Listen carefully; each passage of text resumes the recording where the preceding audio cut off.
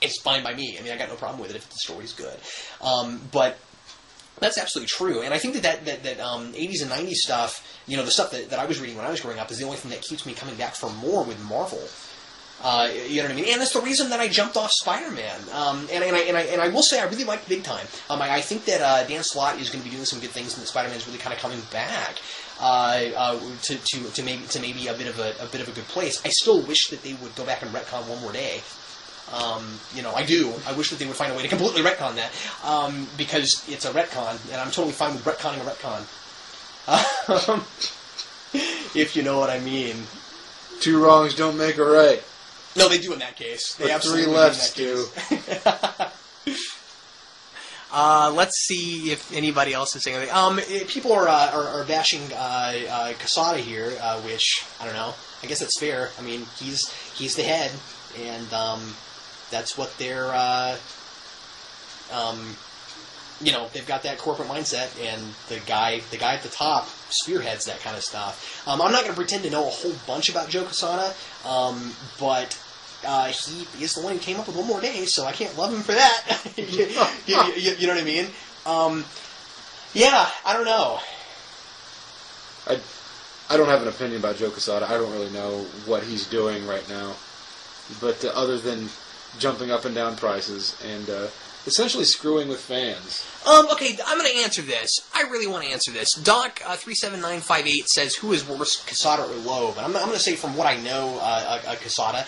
I'm not a Jeff Loeb hater. I'm not a giant Jeff Loeb hater. Probably like 5 people are about to leave right now after I said that. I am, so you guys can stick around. But because my thing is, Loeb used to do really great things, and he hasn't done a lot of great things lately, and he's done a lot of things that people really hate. But I can't totally hate the guy because he's written some stories I really like. So the guy's done fantastic stuff. Long Halloween. I mean, well, and I don't hate Hush, and I don't hate his early work on Superman, Batman. Although it's not. Although the book got better, but see, the thing about Jeff Loeb is that recently he's just started being terrible. He's the guy who ruined the ultimate continuity. Working for Life says, "Hey, I like Hush." Well, a kindred spirit. I like Hush too. Anyway, I enjoyed Hush. I don't have a problem with it. But just Loeb. I was going somewhere with this. Go ahead. Let's take more calls, as we'll call it. Take more calls. Let's see. Callum M says Quesada was instrumental in Marvel Knights, which practically saved Marvel. Do you have an opinion on that, Vince? Because I know you were a big fan of Marvel Knights. Well, it did. The interesting thing is that Marvel Knights was not a good series, the main line. I read Volume 1 and Volume 2, and they were pretty subpar based on some of the other things that came out. I mean, but the thing about it is, I don't think it was necessarily the mainline Marvel Knights. I think it was the concept of Marvel Knights, trying to bring a certain edge, bring your major hard hitters to the series. So then we get people like Kevin Smith working on it. And Kevin Smith and Joe Quesada were a fantastic team-up on here. Well, we get Garth Ennis on The Punisher. We get all sorts of people jumping in and trying to breathe new life into these characters. And in a way, that makes a lot of sense. I mean, if you're having troubles, bringing your A-team is the way to get people back. Yeah, I completely agree with that. So Quesada did have good business sense at one point. And he has done some things that are worthwhile. Yeah. But I mainly say that due to his artwork, because his art's pretty. It is pretty. The Real Manos. Hi, Manos says, why can't Marvel get a good mature readers line going? They have one. It's Max. Yeah. And Punisher Max is great. Yeah. Can I say something though? Nobody's buying that book, and they're not making it anymore right now. Oh. Why can't they get it going? Yeah, that's the thing. I mean, it's there, but I mean, Max isn't doing much of anything right now, and I don't know. I'm assuming Punisher Max isn't over, that they're going to make some more. They were right in the middle of an arc, but Vince, we haven't had an issue in 3 months.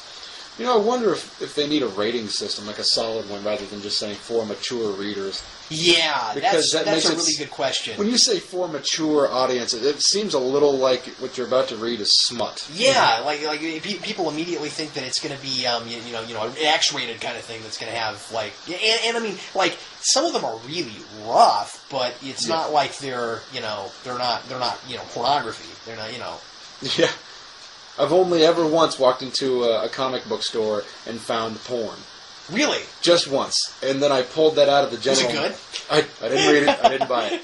I pulled it out of the box and said, "You realize you had this?" He says, "No, I didn't. Thanks for pulling it out." Spatman makes the point that they have a video game rating system, and my assumption is that he's saying, why don't they then also have a comic rating system? Now, my thing with that, and again, I don't want to get into politics with this. This gets into the court case that's going on right now with with video game rating and that kind of thing, where the government is trying to get.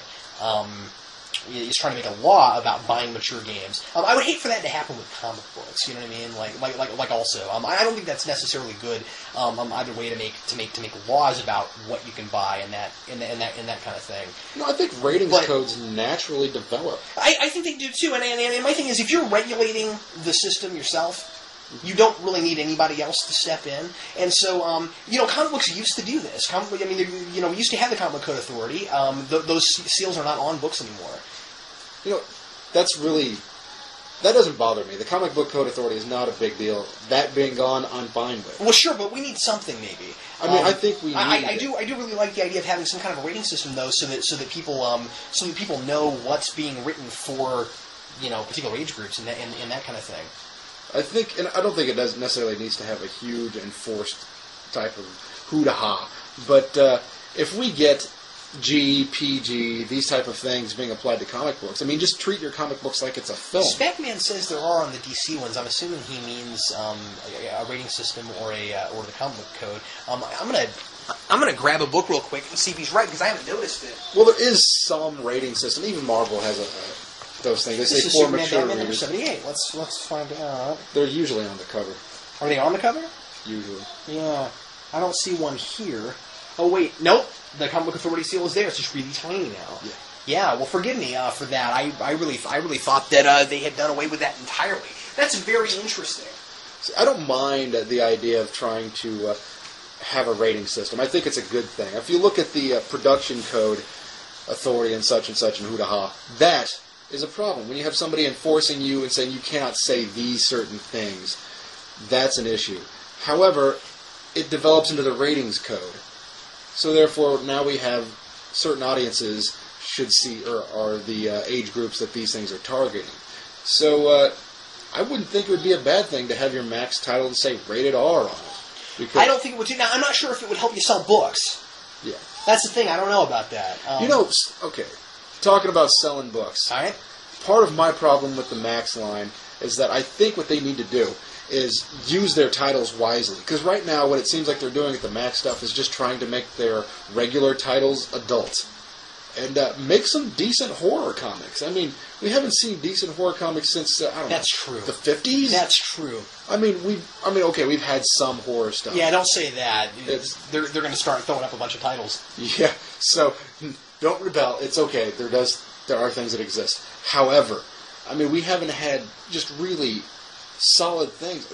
You go back to back in the 50s, before the comic code came into effect, we had all sorts of things like that. We had lots of adult themes, and kids were reading those, so I suppose that was a problem. But as long as we have rated R on it and have all of our such on there, it just seems like an obvious thing. Do some monster books. You have Dracula, you have the Wolfman, you have Frankenstein. Release some of this stuff. Mm-hmm. Yeah, well, and I think that the biggest thing with both companies, but Marvel more so, is they're playing it safe in a way. They're not publishing things that they're not positive they can sell in a lot of ways. That's why you have so much Deadpool. That's why you have so much Wolverine, and that's why you have. That's why you still have Spider-Man everywhere. And stuff like that. And that's not necessarily bad. It's just this is coming from someone who reads almost exclusively superhero books. They're not putting out anything that's not superhero, not very much. I'm still on this Max thing. I look at Cage Max and I think, really? Why didn't you just leave Cage in the regular continuity? And, Punisher being there makes sense. Come on!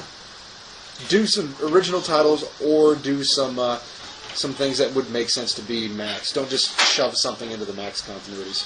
Well, Vince, I think it's time now to go to rants. Oh, yeah. And we're already nearly done with the podcast. But I do want to say that I think that we've only sort of scratched the surface on this. I think there's more to say. And we may come back and do another podcast on this very topic at some point.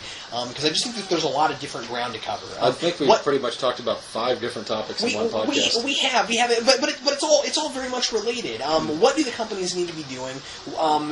Does there need to be a rating system? How much is too much? And are people going to get to the point where they're fed up with single issues and the only thing they can sell are trades and comics sold online? Those are the questions that we need to answer. We answered none of them because they're all really hard questions to answer.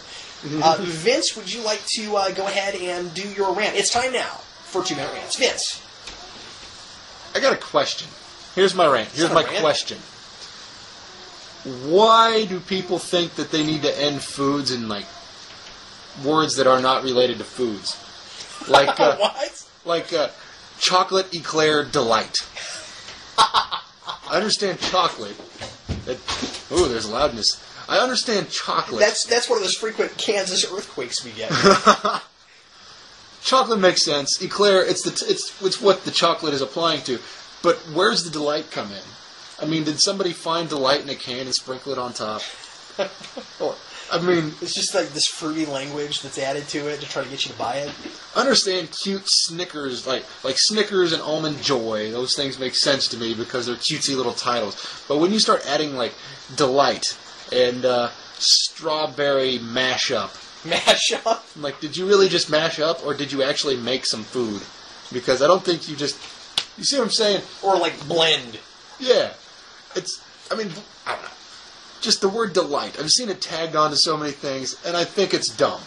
I don't want to eat a potato delight. I'd rather have, baked potatoes or something. Does that bother you as much as all those years ago? No. All those years ago still drives me nuts. I saw it again. Just the other day. In a recent comic. I don't remember what it was. Nobody says that. It's not natural. Stop it. Vince, that rant reminds me of fun-size candy bars. Fun-size? They're not fun-size. They're too tiny to be fun. Fun-size is king-size. King, synonymous with fun, if it's a candy bar. Not if it's a YouTube video maker. Take that, King. Wait, what are you talking about? Are you calling King fun-size? What are you even saying? You said King is synonymous with fun. Oh, King is synonymous with fun? Or he's not? I said unless it's a YouTube video maker. Oh, I see. Okay, I'm confused. Anyway, I am now... King does, in fact, love fun. He's confirmed it. According to what he's just said. Okay, quickly, I'm going to do my rant. We're almost totally out of time.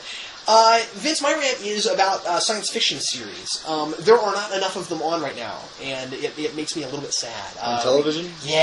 On television. We've got a couple of things. The most popular of them being Doctor Who, which is not even American. Nothing wrong with that. Doctor Who is amazing. It's fantastic. But there's not a lot of good science fiction series on anymore, and there certainly aren't any big space operas on anymore, with the exception of. Space opera sounds funny, Vince, but it is a subgenre of science fiction. That's what Star Trek is. That's what. I was laughing at Jerky Kid. Oh, okay. Oh, hi, Jerky Kid. But anyway, we do have Stargate Universe on right now. That's still on. It's in its second season. But I can't think of very many other space operas on, certainly. And then, like I said, Doctor Who's on, and there's a couple of things that dabble in sci-fi. Chuck plays with science fiction a little bit, but it's not really strictly a science fiction show. And anyway, so I don't know. Maybe there's some things I haven't watched that I don't know about. I think part of this does have to do with networks not wanting to take a chance on building giant sets and spending a lot of money on shows, because those shows are very expensive to produce.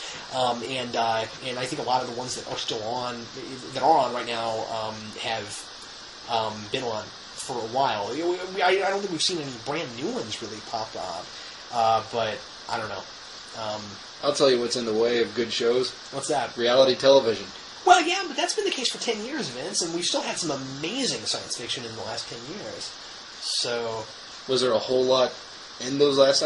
did we just have some good shows that were on in 10 years, or were they all on at the same time? Just multiples of them? Some of them were on at the same time. Most of the big Stargate stuff happened in 2000. Well, we are all out of time for the podcast. We'll continue talking to our live folks this time podcast. And thanks a lot for listening. I'm Captain Logan. And I'm Vince. We'll see you next time on Geeks